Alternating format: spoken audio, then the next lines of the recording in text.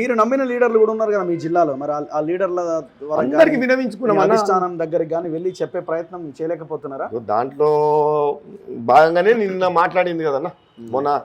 మొన్న నా ఆవేదన అదే, నా ఉన్నటువంటి ఇన్ఛార్జ్ మంత్రి గారికి, ఉన్నటువంటి జిల్లా మంత్రి గారికి అందరికీ చెప్పినాం. చెప్పి ఇవన్నీ జరుగుతున్నాయి. కొన్ని పాలసీలు అన్నారు. ఏం పాలసీలు అన్నా? ఏం పాలసీలు? పార్టీ నాశనమయ్యే పాలసీలు. ఏం పాలసీలు ఇవి? నేనేమన్నా కార్యకర్తలను బతికించుకోమంటున్నాం, కార్యకర్తలు బతకాలంటున్నారు. మరి అలాంటప్పుడు ఇలాంటి పాలసీలు వాళ్ళు చచ్చిపోయేదాకా వచ్చినప్పుడు ఎందుకు ఈ పాలసీలు అంటున్నా?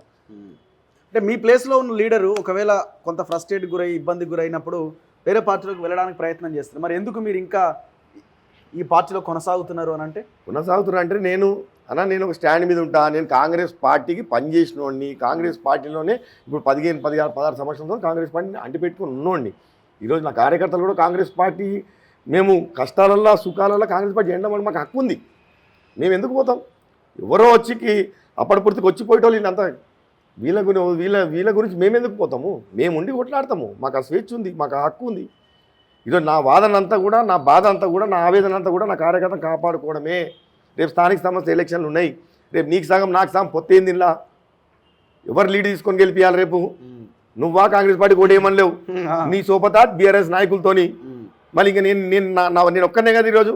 మరి పెత్తనం నీకు ఇస్తే, మరి ఇటు అంచివేస్తే రేపు బీఆర్ఎస్ పరిస్థితి ఆయన వాళ్ళకి చేస్తాడు.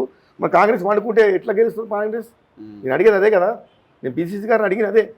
ఆయన ఏమో టీఆర్ఎస్ వాళ్ళతో సోపతి, కాంగ్రెస్ ఏమో పండబెడతాడు. ఏం డిమాండ్ చేస్తున్నారు ఇప్పుడు? ఆయన్ని తీసుకున్నారు, మళ్ళీ వెనక్కి వెళ్ళిపో అని చెప్పి ఇప్పుడు ఆయన అవసరానికి వెళ్ళే అవకాశం ఉండదు.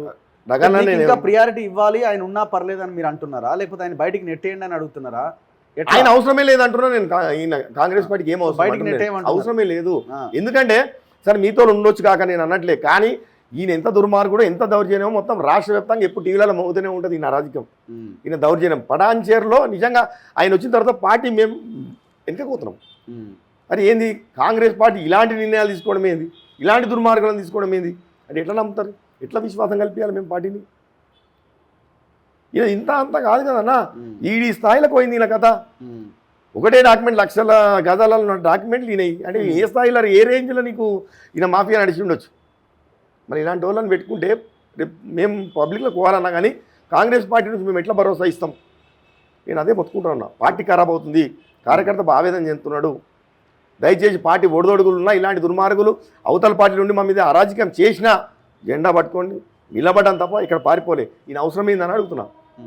వీళ్ళంతా ఇప్పుడు వచ్చిన వాళ్ళన్నా వాళ్ళ అవసరాలకు వచ్చిన వాళ్ళు తప్ప పార్టీ అవసరంకి వచ్చిన వాళ్ళు కాదు. రేపు కాటాకి ఆల్టర్నేట్ లేకుండా చేస్తారు, కాటాని మొత్తం ఎటు కాకుండా చేసే ప్రయత్నం చేస్తారు, ఏ పార్టీలోకి వెళ్లకుండా చేసే ప్రయత్నం చేస్తారు, ఇంకేదో ఒక పార్టీలోకి వెళ్ళి ఇక అంత అయిపోయిన తర్వాత పంపించే ప్రయత్నం చేస్తారు.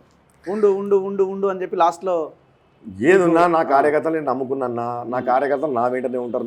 నా గురించి నా కార్యకర్తలు ఎంత దూరమైనా పోతారు. అలాంటి సంబంధాలు ఉన్నటువంటి రిలేషన్తో ఇన్ని రోజులు నడిపా. లేకపోతే పటాన్చేరులో నడపడం అంటే అంత ఈజీ కాదు, ఆ సమస్య కూడా కాదు.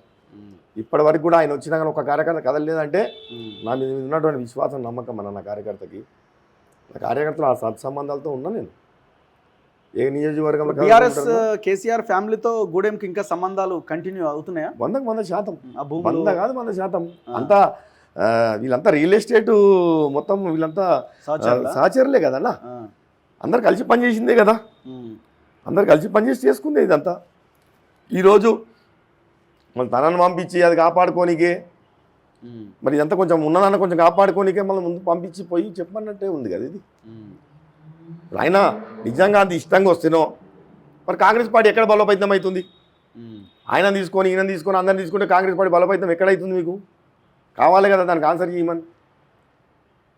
రావాలి కదా, ఓట్లు రావాలి కదా.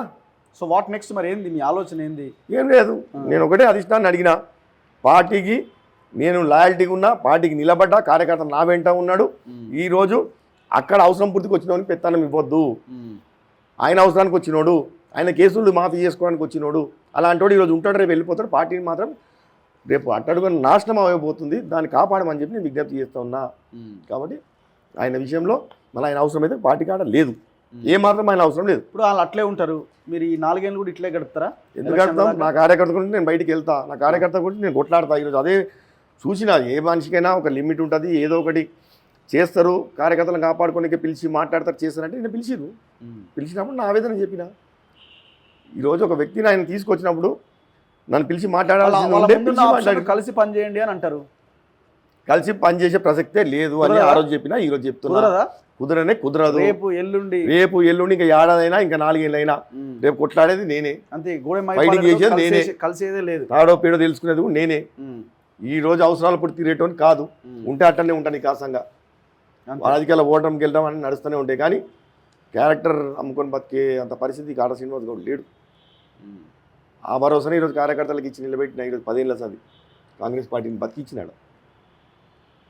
ఖర్చు అవుతుందిగా మరి. ఇప్పుడు అధికారంలో ఉంటేనేమో కొంత కానీ ఇప్పటివరకు నేను ఏదో దాంతో నడిపించచ్చు. ఇప్పటివరకు కూడా నేనేమి మీరు అందరూ కూడా కనుక్కుండొచ్చు, కాటా శ్రీనివాస్ ఉంటాడు ఇట్లాంటి ఏమి దుర్మార్గాలు ఇట్లాంటి అరాజకాలు దౌర్జన్యాలు కబ్జాలు చేసినాడు ఏం కాదు ఎక్కడ కూడా. కాబట్టి సొంత ఆస్తులు అమ్ముకొని రాజకీయాలు చేసిండు. నా కార్యకర్తలు కూడా అవసరమైతే మళ్ళీ అమ్ముకొని రాజకీయాలు చేస్తా, కాపాడుకుంటా. చూద్దాం మీ నెక్స్ట్ స్టెప్ ఎట్లా ఉంటుంది, ఏం చేయబోతున్నారండి. తప్పకుండా కాంగ్రెస్ పార్టీలోనే ఉంటా, కాంగ్రెస్ పార్టీ నుంచి పోరాడతా, కాంగ్రెస్ పార్టీలో మళ్ళీ అధికారం తెచ్చుకుంటా. Okay, thank you very much. ఇది కాటా శ్రీనివాస్ గౌడ్తో స్పెషల్ ఇంటర్వ్యూ. చూద్దాం ఆయన రాజకీయ భవిష్యత్తు ఎటువైపుగా ఏ విధంగా ముందుకు వెళ్తుందో అన్నది. అండ్ కాంగ్రెస్ గవర్నమెంట్ కూడా మరి గూడెం మహిపాల్ రెడ్డి మీదనే ప్రేమ గురిపిస్తూ ఇట్లాంటి వాళ్ళని దూరం చేసుకుంటుందా, పార్టీ పతనం దిశగా అడుగులు వేయాలని కోరుకుంటుందా, రాబోయే రోజుల్లో చూద్దాం. చూస్తూనే ఉండండి మన తొలి వెలుగు.